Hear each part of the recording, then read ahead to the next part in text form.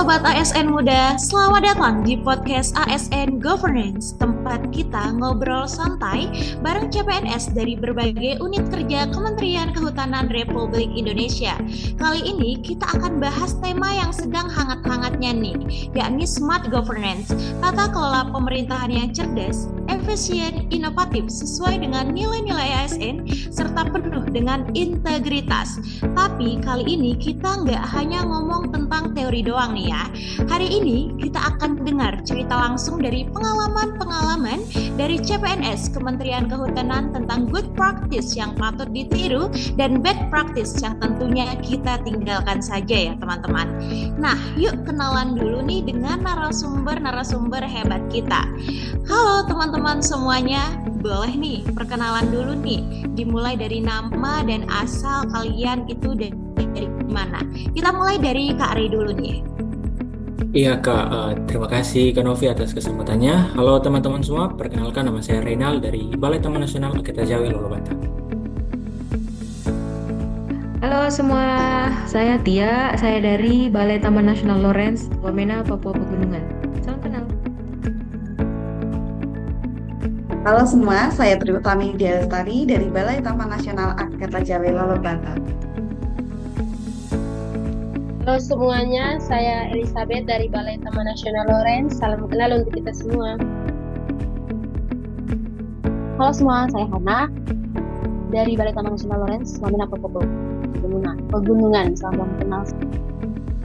Salam kenal, wah keren banget ya para narasumber kita dari berbagai daerah dan dari 2 taman nasional di Indonesia. Oke, langsung saja nih kita bahas tentang good practice-nya dulu ya teman-teman, yang harus kita pertahankan dan tingkatkan tentunya. Menurut teman-teman di sini, kita apa sih contoh nyata yang teman-teman temui di lapangan yang pernah kalian alami sendiri terkait good practice-nya nih yang kalian rasakan sendiri nih?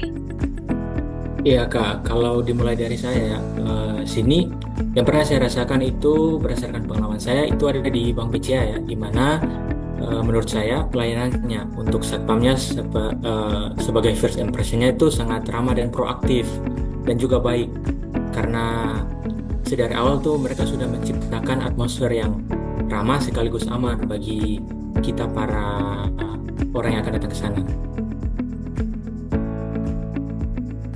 Kalau dari saya sendiri sih ya, yang saya rasakan good practice yang pelayanan paling bagus itu dari BPJS Kesehatan. Karena mulai dari security yang menerapkan 5S, pelayanan informasi yang aktual dan faktual, customer service yang kompeten dan akuntabel, kolaborasi antar pegawai di instansi tersebut juga sangat kolaboratif. Mulai dari petugas keamanan yang terkadang juga ikut membantu pelayanan dengan cepat dan tanggap. Wah, oke, inspiratif banget ya teman-teman. Tentunya hal ini harus kita contoh nih. Oke, kita beralih ke bad practice-nya nih. Apa saja sih yang teman-teman temui terkait bad practice-nya yang kalian rasakan sendiri nih? Kalau menurut saya itu contohnya seperti di kantor kelurahan Kak. Mereka masih menggunakan pelayanan manual, terus juga pelayanannya kadang buruk, terus masih pakai berkas fisik dan tanda tangannya berulang kali. Proses itu bikin lambat dan tidak efisiensi, sering bikin masyarakat frustrasi gitu sih Kak. Kalau dari saya juga ada Mbak pengalaman buruk nih. Saya alami itu di Dukcapil, seringkali berkaitan erat dengan masalah pelayanan publik, lokasi dan integritas seperti pelayanan yang lambat, bertele-tele. Kemudian ada dari petugas itu syarat tambahan yang sebenarnya tidak perlu. Kemudian ada diskriminasi dalam antrian seperti diutamakan keluarga, perkenalan.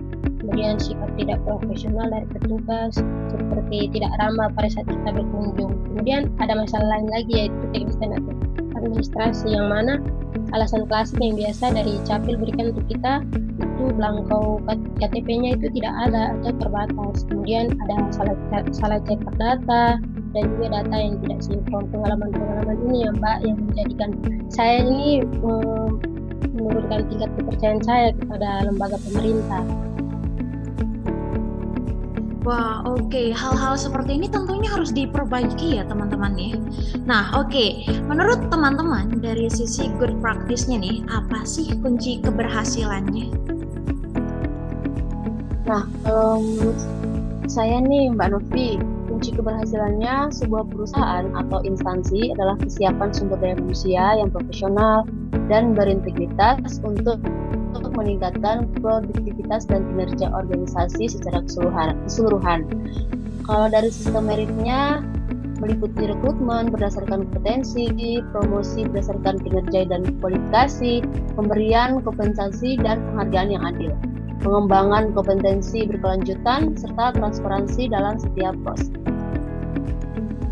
Iya, saya cukup setuju ya dengan kata Bu Hana tadi, tapi saya tambahkan bahwa keberhasilan pelayanan itu juga dinilai dari seberapa besar nilai keharmonisan dan sinergi antar pegawai di instansi tersebut.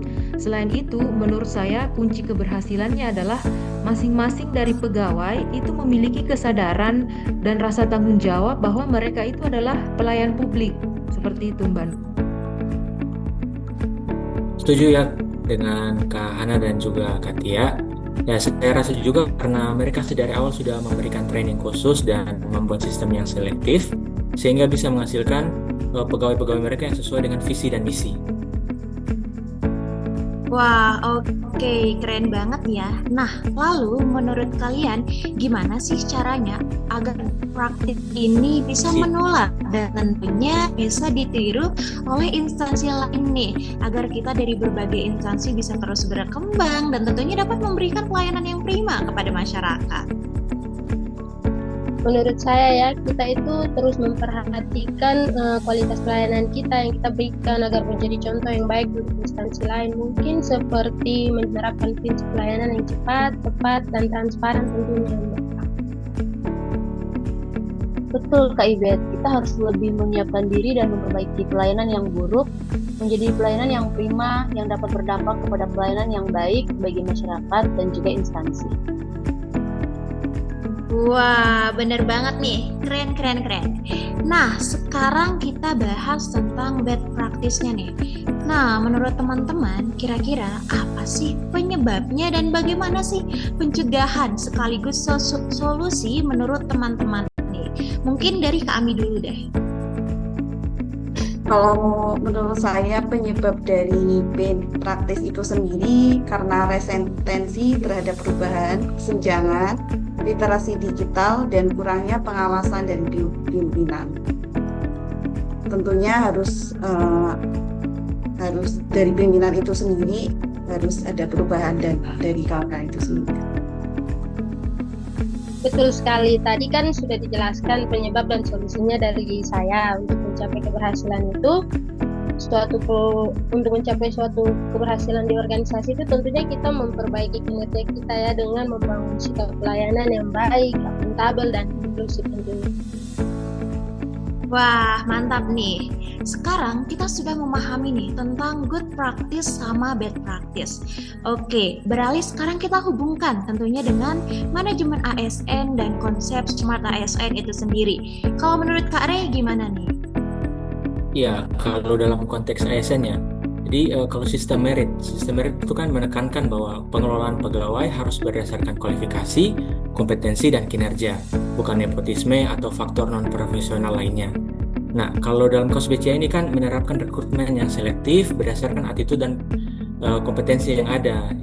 Yang saya rasa ASN juga harus direkrut dan dipromosikan berdasarkan kemampuan nyata, lalu selektif yang objektif dan juga transparan. Kalau dari saya sendiri, penerapan Smart ASN yang dilakukan oleh instansi tersebut itu sudah bagus.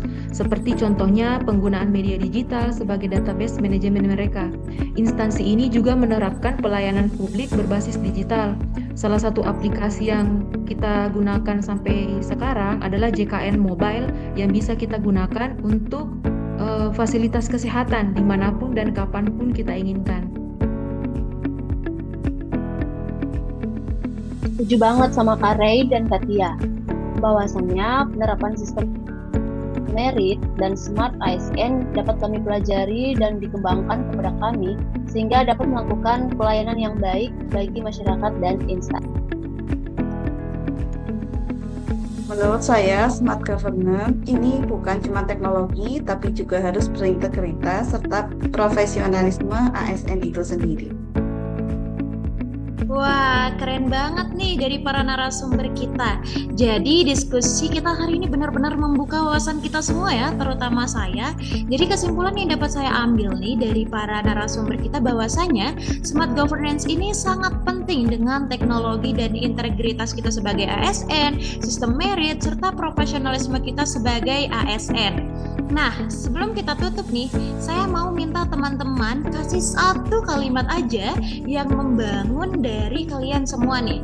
Mungkin kita bisa mulai dari Kak Tia dulu nih. Oke, closing statement dari saya sederhana saja. Menjadi seorang ASN itu bukan hanya sekedar memakai seragam dengan lambang tertentu, tapi menjadi ASN adalah komitmen untuk menjadi pelayan publik, memberikan dedikasi dan loyalitas sepenuhnya untuk visi dan misi instansi, dan tentu saja untuk kemajuan negara kita tercinta ini. Terima kasih Mbak Nol. Ya, kalau dari saya, menjadi ASN itu juga harus selalu menerapkan nilai-nilai berakhlak dalam setiap tindakan yang kita lakukan. Ya, kalau closing statement dari saya, sebagai seorang ASN yang harus lebih banyak belajar tentang smart governance, karena bagian ini dapat mengajarkan cara melayani masyarakat dengan baik, serta menjalankan tugas dengan baik, tentunya tidak terlepas dari visi dan misi di instansi. Kalau dari saya, jangan tunggu sistem berubah, tapi kita harus jadi bagian dari perubahan itu.